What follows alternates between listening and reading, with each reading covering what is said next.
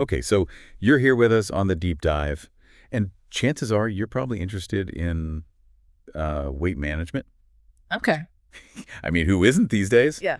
But today, we're not going to rehash all the usual diet advice you hear everywhere else.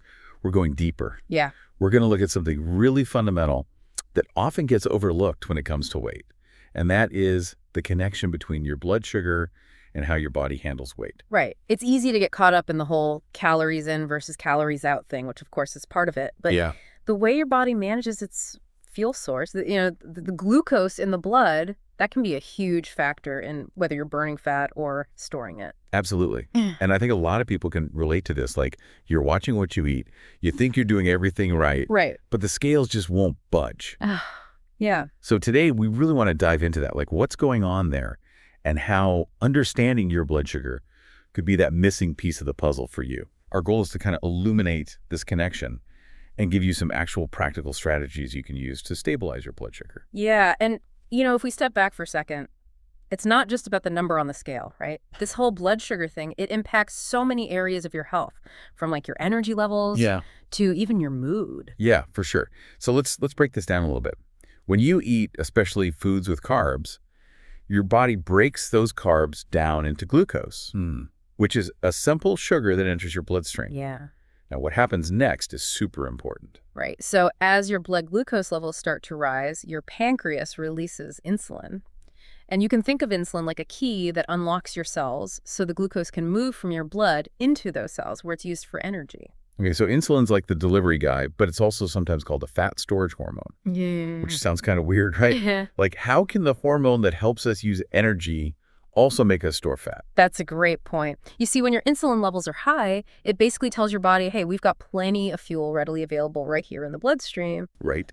So in that state, your body will prioritize using that readily available fuel, and it'll store any excess for later. Okay. So instead of tapping into your existing fat stores, it's going to store that glucose and even convert extra into fat. So it's almost like our bodies are too good at their job. Yeah, exactly. Like they evolved to be super efficient at storing energy. Especially when it was scarce, right? Right, exactly. But now we live in a world where food is like everywhere. It's abundant. Yeah. So that ancient survival mechanism kind of backfires on us when we're trying to manage our weight. Totally. You know, that system that helped our ancestors survive famines? Right. Now it's contributing to the weight challenges so many people face today in this environment. Yeah, totally. So we've got this system where insulin helps store energy.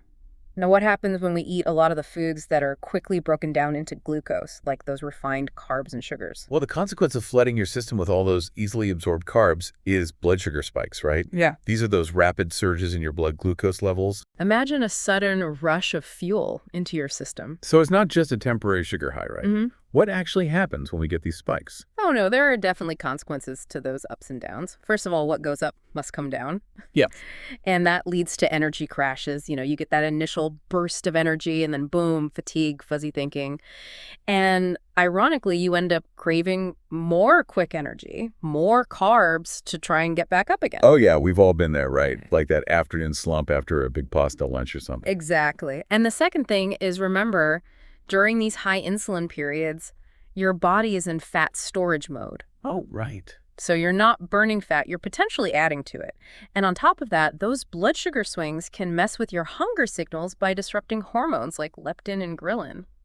Okay, can you remind us what those hormones do again? Leptin and ghrelin. Sure. So leptin tells your brain you're full. It helps regulate your appetite. Okay. Ghrelin, on the other hand, is the hunger hormone. It tells you it's time to eat. Blood sugar spikes and those subsequent dips can really throw these hormones off, making you feel hungrier even if you just ate. That's so frustrating. It is. And finally, those high insulin levels basically lock up your fat stores, making it hard for your body to use them for fuel. So it's this vicious cycle, right? Mm-hmm. Sugary foods lead to spikes, then crashes, then cravings, and meanwhile, your body's just storing fat, Yeah. like working against you. Exactly. It's a self-perpetuating cycle that really favors fat storage and makes stable energy and weight loss a challenge.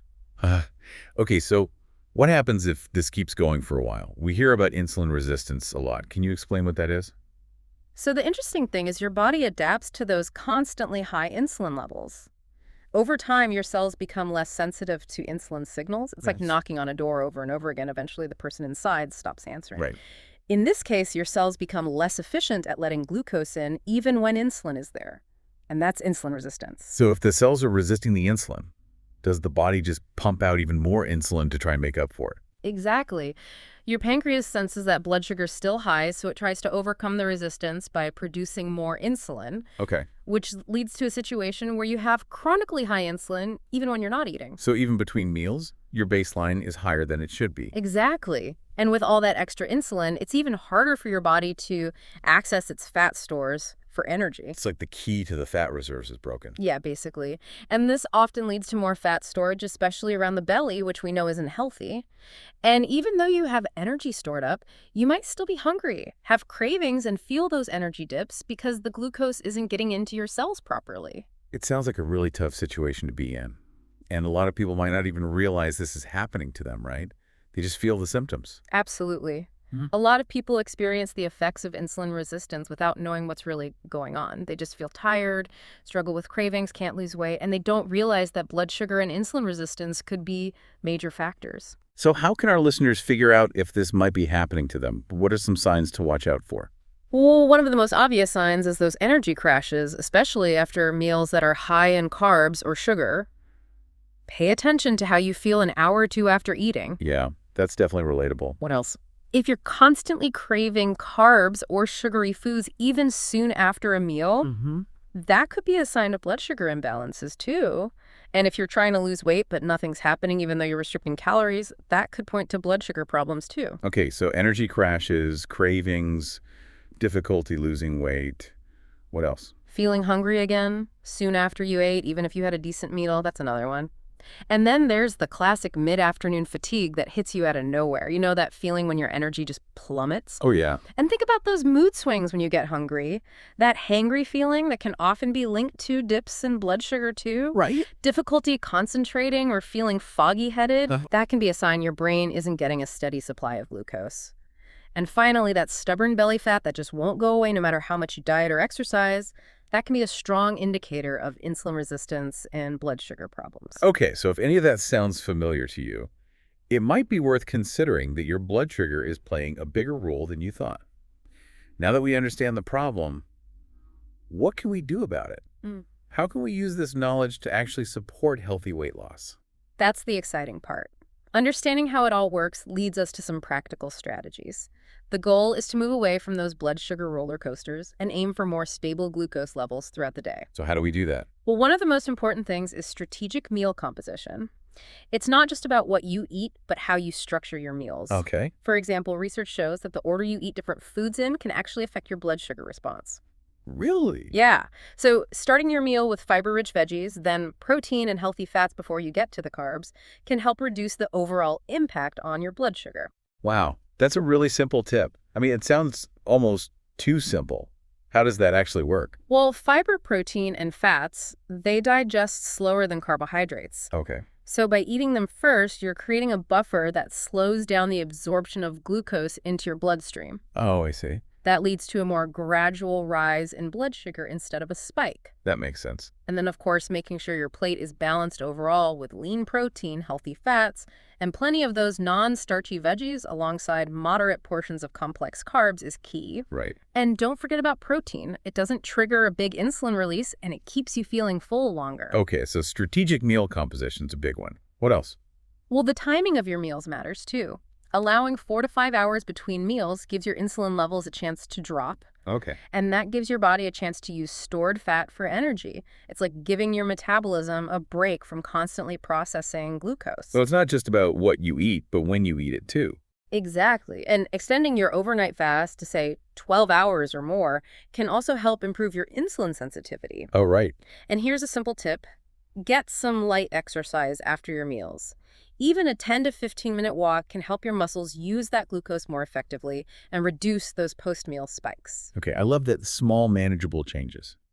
Now, we can't talk about blood sugar without talking about carbs. We don't have to eliminate them completely, right? Definitely not. It's about being smarter about the types of carbs you choose. Okay. So prioritize those whole unprocessed carbs that naturally have fiber, they digest slower, and don't cause those rapid blood sugar spikes. Okay. Familiarizing yourself with the glycemic index and glycemic load can also be helpful tools for choosing carbs. Right. So things like brown rice instead of white rice, whole wheat bread instead of white bread. Exactly, and load up on those non-starchy veggies. Right. And you mentioned earlier that lifestyle factors beyond diet affect blood sugar too. Can you elaborate on that? Yeah, definitely. Our lifestyle habits play a huge role in blood sugar regulation.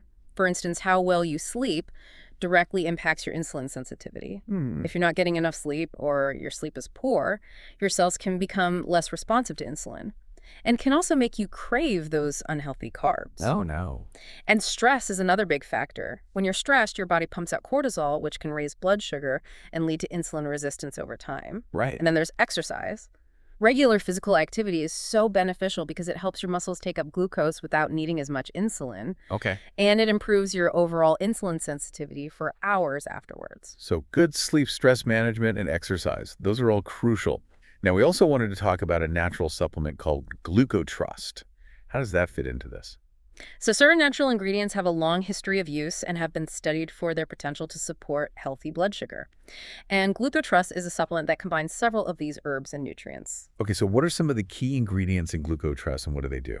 Well, one is chromium, which is an essential mineral that helps insulin work better in the body. Okay. It helps transport glucose from your blood into your cells for energy. Got it. What about biotin? I always hear about that for hair and nails. Do they have something to do with the blood sugar too? Yeah, you're right. Biotin is often associated with hair and nails, but it's also a B vitamin that's crucial for glucose utilization in your cells. Okay. It's involved in breaking down carbs and fats, and some research suggests it might help prevent insulin resistance. Interesting. What about juniper berries and licorice root? Juniper berries are packed with antioxidants and have been used traditionally for metabolic support, including blood sugar regulation. Hmm. And licorice root contains compounds that some studies suggest can help manage blood sugar and reduce inflammation, which can be linked to insulin resistance. And then there's cinnamon and Gymnema sylvestre, Mhm. which I think a lot of people have heard of. Right. Cinnamon has been studied quite a bit, and the research shows it may improve insulin sensitivity and lower fasting blood glucose levels. And Gymnema sylvestre is an herb that's been used in Ayurvedic medicine for a long time. It's sometimes called the sugar destroyer because it's thought to reduce sugar cravings and support healthy glucose metabolism. Wow, that's pretty cool. And to round it out, we have manganese and zinc. Right. Manganese is involved in insulin production and secretion, and zinc plays a key role in insulin storage and release and overall carb metabolism. So basically, GlucoTrust combines these nutrients and botanicals that work together to support your body's natural ability to regulate blood sugar. Exactly. And by supporting those natural processes, it helps create a better environment for managing weight. Okay, so we've covered a lot today. We talked about the blood sugar and weight connection, the problems that come with spikes and insulin resistance, Right. the warning signs to look out for, and some effective strategies like meal composition timing, carbohydrate choices, lifestyle changes, and the potential benefits of a supplement like GlucoTrust. Now, how can we put this all together into an action plan? So the first thing is awareness.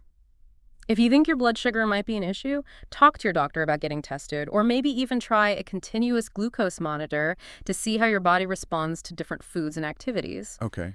Then really focus on getting enough protein. Aim for about 25 to 30 grams at each main meal. Okay. And make sure you're getting enough fiber, at least 25 grams a day, from fruits, veggies, and whole grains. Okay. Be choosy about your carbs. Right. Go for those unprocessed, fiber-rich options and eat them as part of a balanced meal, not just by themselves. Right. And don't underestimate the importance of managing stress and getting 7 to 9 hours of quality sleep every night. So important. And staying hydrated throughout the day is key, too. It helps with your metabolism and can even help regulate your hunger. Okay. And as we mentioned, you might consider adding a natural supplement like GlucoTrust to support your efforts as you make these lifestyle changes. That's a great plan. And I think it's so important to remember that consistency is key. We're not aiming for perfection here. Even small, consistent improvements in your blood sugar can make a big difference over time. Absolutely. It's all about making sustainable changes that you can stick with. So the big takeaway today is that blood sugar regulation is a huge factor in weight management. It's not just about calories in, calories out. It's about working with your body's natural processes by keeping your blood sugar stable. And the benefits go beyond weight loss, too. You'll have more energy, fewer cravings, and you'll just feel healthier overall. What's really fascinating is that when you focus on optimizing your blood sugar, you're not just chasing a number on the scale, Right. you're actually improving your metabolic health from the inside out. That's a great way to put it. So to wrap things up, I want to encourage all of you to think about how these insights about blood sugar might apply to your own health journey. Maybe check out some of the resources we've talked about or chat with your doctor, especially if you have any health conditions or take medications.